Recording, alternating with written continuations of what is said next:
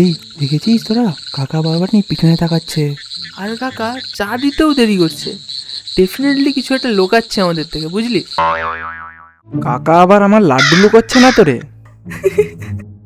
কিছু একটা ব্যাপার আছে, রামু কাকাকে ফলো করতে হবে। এই চল সবাই। সিআইডি দেখেছি আমি, ওদের মতো করে ফলো করি। আর ওইভাবে যদি আমরা ধরা পড়ে যাই তাহলে কি হবে? উফ, তোমরা একটু চুপ থাকো তো।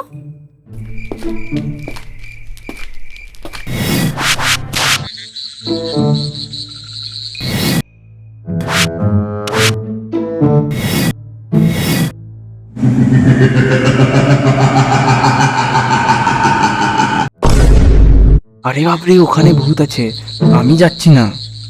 এই তোরা চুপ কর চুপ কর, এখানেই তো রসটা বের হবে।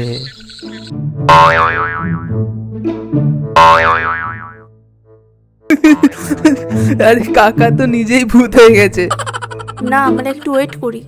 চল এখন সবাই ভিতরে ঢুকি।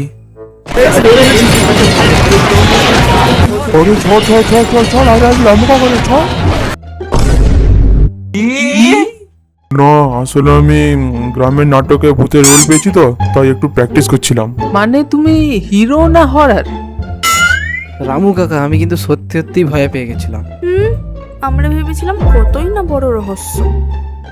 আরে কেস তো পুরো সল, আমাদের সুপারস্টার রামু কাকা ধরা পড়েছে। আরে ভাই পোড়া, কালকে নাটকে আসিস কিন্তু আমাকে দেখতে। কাকা আমাদের জন্য টিকিট ফ্রি তো? নাহলে কিন্তু যাব না। আমি কিন্তু নাটক ডে লাইট শোতেই দেখবো।